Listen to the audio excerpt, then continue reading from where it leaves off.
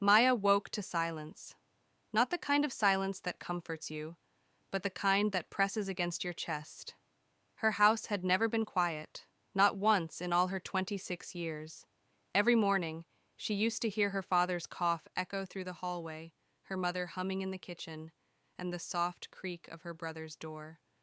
But today, nothing, just the hum of the ceiling fan, and that too, slightly uneven. She checked the clock. 6:47 a.m. Her father was usually up at 6, sharp. Her mother always followed. Maya slipped out of bed, her bare feet touching the cold floor. The chill bit harder than usual. As she stepped into the hallway, she noticed something strange. The family photos on the wall were gone, every single frame. Her heart skipped. The nails were still there, but the pictures had vanished. Soft, eerie background music builds. She moved toward the kitchen. The faint smell of burnt toast lingered. Someone had been there. Recently. "Mom?" Her voice cracked. No reply. The kitchen chair was pulled out. A half-filled cup of tea sat beside a folded newspaper. Everything looked normal until she saw the newspaper's date, November 2nd. But today was November 5th. The newspaper was 3 days old. She turned to the hallway again. That's when she heard it. A faint click from her parents' bedroom. The sound of a door slowly closing. Maya froze. Her father's door was always left open in the morning. Always. She took a step closer, then another. Her pulse thudded in her ears. "Maya!" The voice came from behind her. She spun around. It was her brother, Neil, standing at the end of the hall. But something was off his eyes. They didn't look surprised to see her awake, almost as if he was expecting her. Neil, softly, "You shouldn't be up this early." Maya, "Where's Mom?" Neil, "She left early. You were asleep."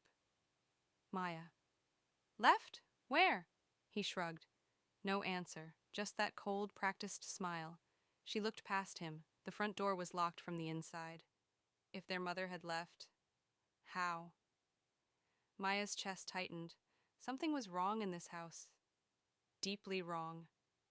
Neil picked up the teacup from the kitchen counter, took a sip, and said quietly, "Dad doesn't like when we ask too many questions." He smiled again and walked back down the hall. The sound of his door locking echoed louder than it should have. Narration pause. Maya stood alone in the silence. The empty frames on the wall stared back at her, like the house itself was trying to forget something. Maya stepped back into her bedroom, her fingers grazing the empty walls where the photo frames once hung. Something inside her screamed that this was intentional, not random, not careless. She opened her dresser drawer. Her hand froze.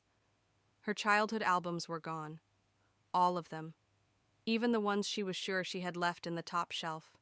A cold sweat prickled her skin. Her heart thumped louder than the silence. She sank onto the edge of her bed, trying to breathe. Then her phone buzzed, a text from an unknown number. "You shouldn't be looking, Maya." The message made her fingers tremble. Her mother? Her father? Who would know she had woken up early? She typed back instinctively, "Who is this?" No reply. The silence in the house pressed against her again. She needed answers. She needed proof. Maya went to the living room. Her laptop sat on the coffee table, open. A single file blinked on the screen. Family history, restricted access. Her pulse quickened. She didn't remember creating it. Curiosity outweighed fear. She clicked it. The screen filled with documents and photos. Her mother smiling, but not the familiar warmth. The smiles looked forced, almost rehearsed. Her father's handwriting appeared on notes beside each photo, cataloging every move of the family, dates, times, events, rewritten memories. Maya felt nausea rising. Every moment she remembered as happy, carefully controlled. Every argument she thought was forgotten, documented and manipulated. It was all planned. Music builds tense strings. She scrolled down further, stopping at a video file. The thumbnail showed her mother sitting in the same living room, speaking directly to the camera. She clicked play. Her mother's voice was soft, calm, almost hypnotic. Maya, if you are seeing this, I'm sorry you had to find out this way. There are things about our family, things you weren't meant to know. Some memories are dangerous. Some truths can hurt you more than staying ignorant. Please, don't dig further. For your own safety. The video ended abruptly. No explanation. Maya's hands shook. Her mother's warning only made the questions multiply. Then she noticed something else. The calendar on the wall. It had been wiped clean. No birthdays, no appointments, no reminders. Every memory she held about her own life. Erased from her family's view, a sinking feeling gripped her chest. Her family wasn't just keeping secrets. They were controlling reality itself. Footsteps, slow, deliberate. From the hallway, Maya turned sharply. Neil appeared again, leaning against the doorway, arms crossed.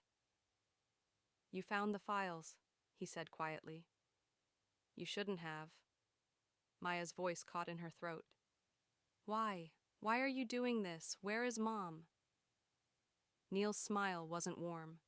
Mom is not what you think she is, and your father, he's protecting us all. Maya felt her stomach twist.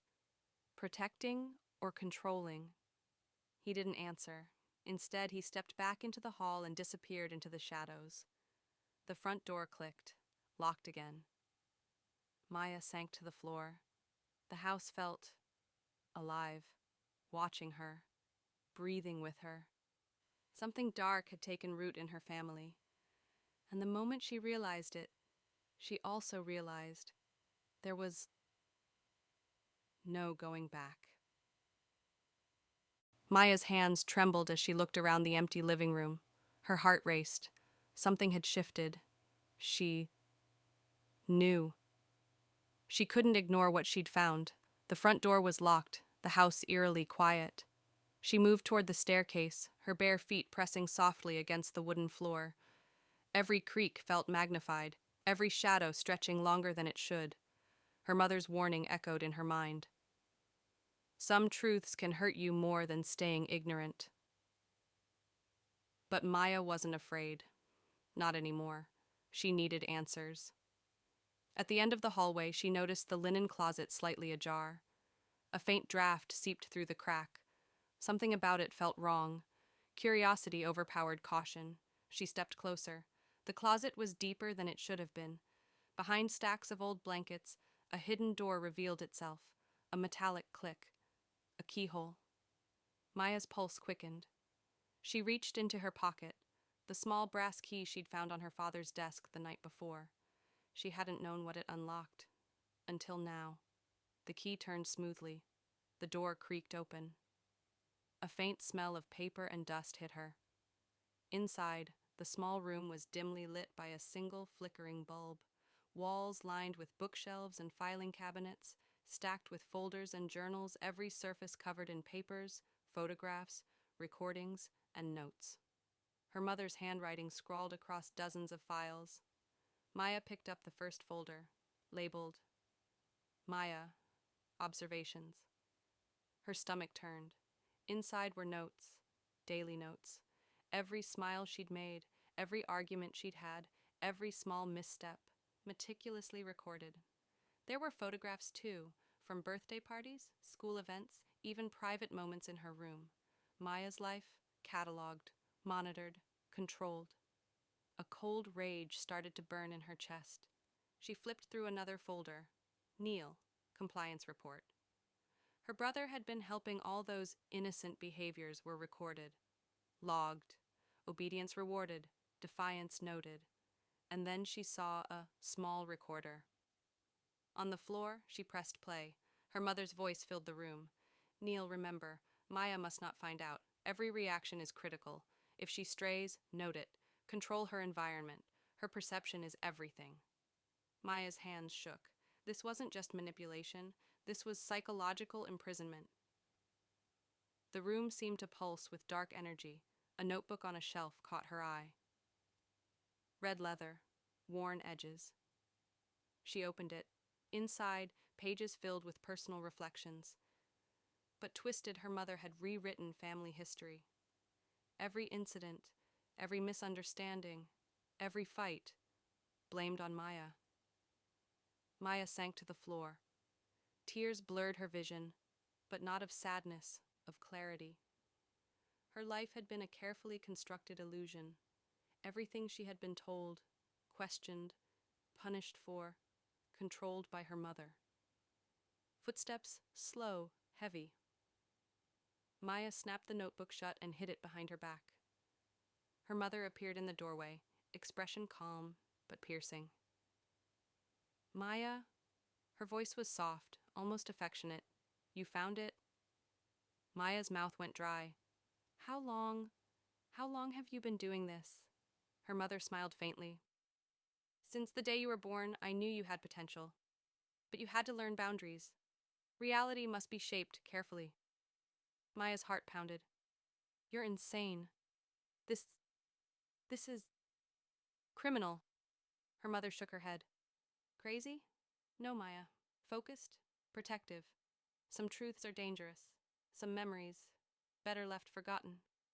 Maya stood, trembling, her body rigid. She realized something terrifying. This wasn't just a secret, it was a legacy of control, a pattern that had defined her entire family. And now, she was trapped, with the architects of her own memories staring her down. Music swells. Maya swallowed hard. She needed a plan. She needed proof. She needed to survive this, mentally and emotionally. Her mother's calm demeanor didn't hide the danger. This room, these files, they were a weapon. And Maya had just stepped into the battlefield. Maya didn't move for several minutes, sitting on the cold wooden floor of the hidden room, her mind racing. Every memory she had ever trusted now felt like a lie. Every smile, every hug, every whispered word of encouragement, calculated, observed, and recorded. Her mother's presence in the doorway was a shadow silent, yet heavy. You're controlling my life, Maya said finally, her voice shaking but steady. My entire life. Her mother tilted her head slightly, as if evaluating the statement. Control, protection, guidance. Words matter, Maya. Don't let semantics cloud your judgment. Maya laughed bitterly, a hollow, trembling sound. Semantics? You lied to me, monitored me, manipulated me. My brother, too. For what? Her mother's eyes narrowed slightly, but her voice remained soft. For the family, for stability, for legacy. Do you understand? Maya shook her head. No, I understand nothing about this family anymore. Her gaze fell on the wall of Ma files and photographs. The evidence of decades of manipulation. She began to piece together the patterns. Birthdays she remembered fondly, carefully staged. Achievements she thought she'd celebrated, minimized or ignored to control her perception of worth arguments, reframed, twisted, logged in her mother's meticulous handwriting. A horrifying clarity washed over her. Her mother hadn't been nurturing. She had been a puppet master. Maya's eyes caught a folder labeled Maya, Emotional Triggers and Weak Points. She opened it. Inside, pages detailed every fear, every insecurity, every moment of doubt her mother had noticed in her. Each page was annotated. Exploit at next confrontation. Monitor reactions to praise. Use guilt for compliance. Maya's hands shook. Her chest tightened. It wasn't just manipulation. It was psychological warfare, practiced and perfected over decades. Footsteps in the hall again. She froze, clutching the folder. Her mother stepped inside, calm, like a predator circling its prey. You're seeing the truth, she said softly. Yes, and it's disgusting, Maya spat back. Her mother's eyes glimmered with a strange mixture of pride and detachment. You think I wanted to hurt you? I wanted to shape you. The world isn't kind to unprepared minds. Your father, he understood. He stayed passive, as he always does. Maya's hands trembled, rage and fear colliding. Prepare me? You imprisoned me. You rewrote my life. Her mother's expression softened, almost pitying. I did what I thought was necessary. You will thank me one day. Maya realized something. Her mother didn't see herself as a villain. She was a strategist, a manipulator, believing that the ends justified the means. Maya's hand brushed across a small, locked drawer eye in the corner of the room. Her mother noticed. Some doors aren't meant to be opened, she warned. Maya's voice was cold. I opened them anyway. Inside the drawer, Maya found tapes, journals, and photographs. Evidence of her mother's manipulations, going back decades, not just with Maya, but with other family members. She realized with a sinking heart the pattern wasn't isolated. It was a she family legacy of control, repeated over generations. Her mother stepped closer, calm, almost intimate in her approach. You're angry, that's natural, but understand, freedom comes with consequences. Knowledge comes with responsibility. Maya's voice was shaking, but resolute. I'm done being your subject. I will no longer let you control me, manipulate me, rewrite my life. I want my memories back. I want my choices. I want my life. Her mother's smile was unreadable. You think you can escape the patterns you were born into? You can try, but the past is indelible. You carry me, always. Maya clenched her fists. Not anymore. She grabbed the folder labeled Emotional Triggers and stuffed it into her bag. Evidence, proof, survival tools. Music swells, tense strings. Maya took one last look at the hidden room, the walls, the files, the recordings, and realized she had uncovered only the surface. There were deeper layers, secrets her mother had buried, lies her father had enabled, shadows her brother had obeyed, and somewhere in all of it, a truth that could destroy the carefully curated facade of her family forever. Maya left the room silently, the door clicking shut behind her. The house seemed quieter, yet heavier. Every step echoed like a countdown. The real battle had only just begun, and Maya knew she would not lose. Maya stepped into the city night, the weight of decades pressing on her shoulders. Her bag, heavy with folders, photos, and recordings, felt like both a burden and a weapon. Every step echoed in the empty street, each one taking her further from the home that had been both sanctuary and prison. She found herself at a small cafe, far from the polished streets and prying eyes of her family. She spread her files across the table, every photograph, every letter, every documented lie meticulously laid out. Her hands shook, not from fear, but from the sheer power of clarity. For the first time, she could see everything: the pattern of favoritism toward her sister, the careful silences, the subtle manipulations that had kept her trapped. She played a recording from years ago, a family dinner where her mother had praised her sister's achievements while dismissing Maya's, her father's half-hearted acknowledgement, her brother's uneasy compliance. The voices echoed in her mind like a sinister chorus. You see now, she whispered to herself, all of it. Maya knew that exposing her family could destroy them, perhaps even permanently, but she didn't care. Truth had become her only ally.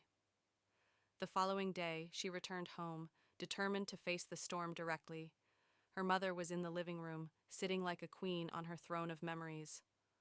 The look on her face was calm, but there was a flicker of calculation in her eyes. Maya, she said, voice even, I suppose you've decided to show everyone your evidence. Maya placed the folders on the table. I have. Every lie, every manipulation. I won't let it control me anymore. Her mother's eyes narrowed. You think this makes you free? I am free, Maya said firmly. Free from your manipulation, from your favoritism, from decades of pretending to be someone I'm not.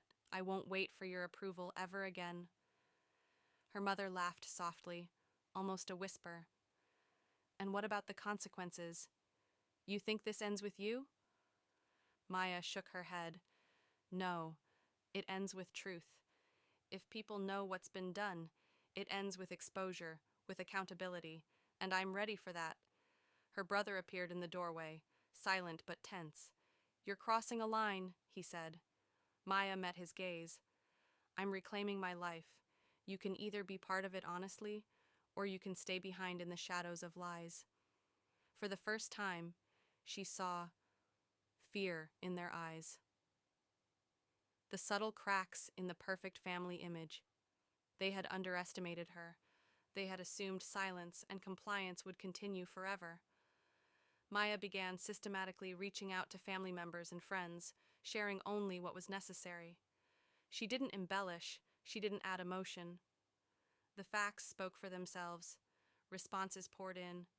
Cousins, aunts, and distant relatives admitted what they had suspected, but never dared to voice. Slowly, the narrative her mother and sister had controlled for years began to unravel. Her sister sent messages, each more frantic than the last, demanding explanations. Trying to manipulate Maya back into silence, Maya blocked them. Each attempt only strengthened her resolve. She realized something crucial. Her happiness and peace were not negotiable. Maya started attending therapy sessions regularly, processing the trauma of her childhood and the betrayal of those who were supposed to love her unconditionally. She leaned on friends and chosen family, people who saw her, truly saw her, not as a reflection of someone else's image. She began documenting her experiences, not for revenge, but as a record of truth. Each journal entry, each recorded conversation, became a tool of empowerment, a map of her journey from control to freedom. Her career flourished. Without the emotional drain of family manipulation, she focused on her passions, her work, and building a life filled with authenticity. She reconnected with her fiancé, Evan, who stood steadfastly by her side, a partner who loved her without pretense or expectation. Together, they created a home where love was freely given, not conditional on obedience or performance. Months later, her mother reached out one last time. The message was short, desperate. "Maya, this isn't what family does. You're breaking everything. Call me." Maya read it, felt a flicker of old pain, and then let it go. She didn't respond. For years, her mother had dictated the rules, manipulated the narrative, and demanded loyalty. Maya realized now that she was never responsible for her mother's happiness. She texted Evan, "I'm ready." Together they sat in their living room, watching the sunset, the golden light spilling over photographs of their lives, not the curated image her mother had insisted upon, but real, messy, full of love. Maya's phone buzzed one last time. A distant cousin had sent a photo of the family gathering at her sister's wedding, half empty, awkward, tense. Maya smiled faintly, not from gloating. She picked up her son, cradling him against her chest. The warmth, the soft breath, the unguarded love of a family chosen, not inherited, reminded her of what mattered. Her mother's manipulation, her sister's schemes, her father's silence. None of it could touch her anymore. For the first time, Maya understood. Freedom wasn't revenge, it was living her truth. She leaned back against Evan, watching her son sleep peacefully, a smile spreading across her face. The chains of the past were broken, and a new life had begun. If you like this story, please like this video, subscribe to the channel, and share your impressions of this story in the comments. To listen to the next story, click on the box on the left. Thank you for watching.